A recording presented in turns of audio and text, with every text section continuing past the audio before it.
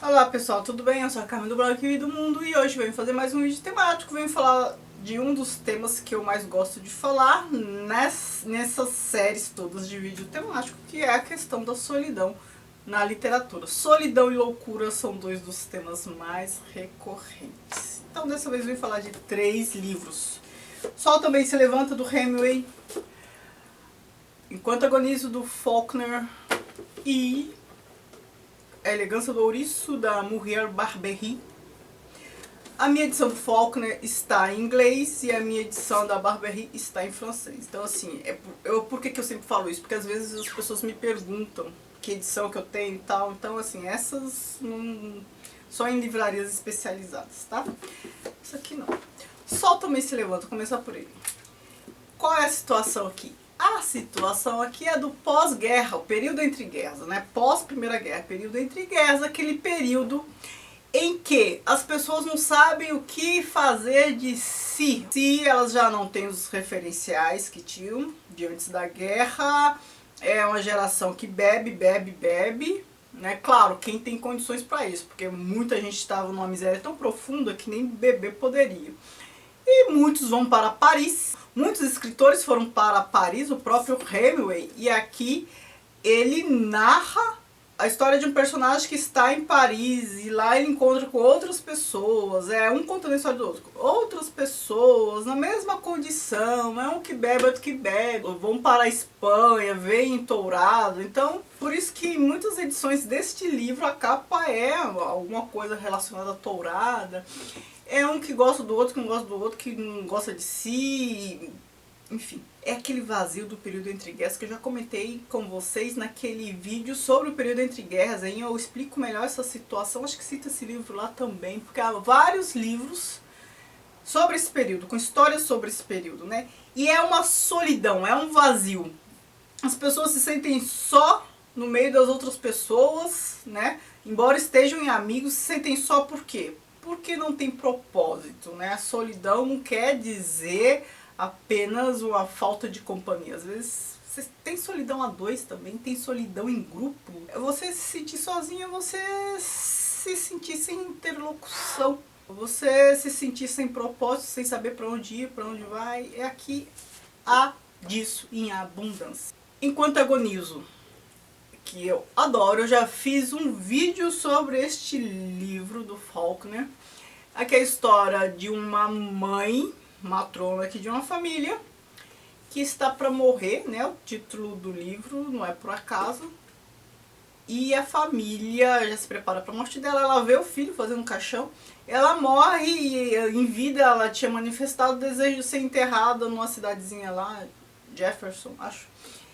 E boa parte do romance é a família carrega o caixão, leva o caixão numa carroça para essa cidade para tentar enterrá-la no lugar dos sonhos que ela quis. Aí acontece um monte de coisas que eu não vou relatar aqui agora, mas vocês podem ver lá no vídeo que eu fiz.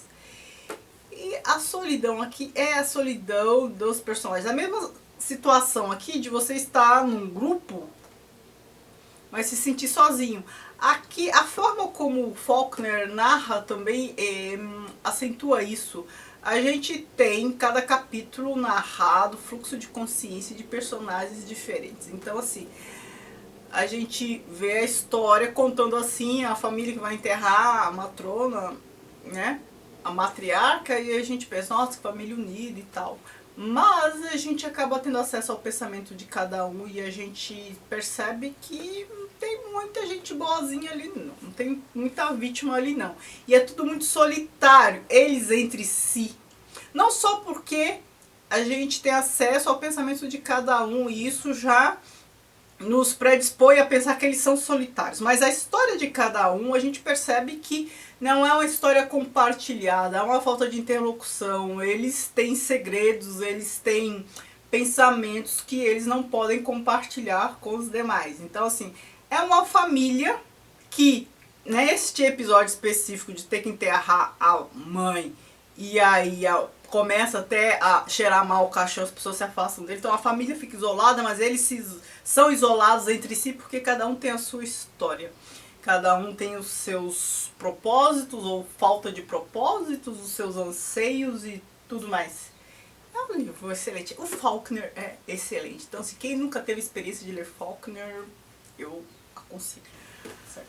A Elegância do Ouriço, da Muriel Barbery.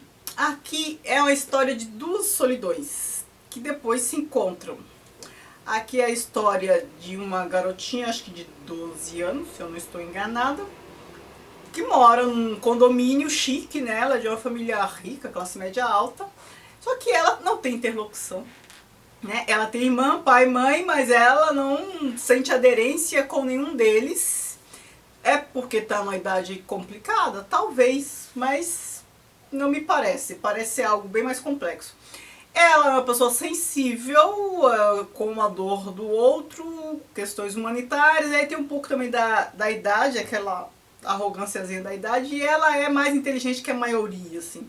Então isso causa um isolamento dela. Tanto que ela pretende se matar quando completar 13 anos. Então, assim, ela começa a escrever um diário à parte.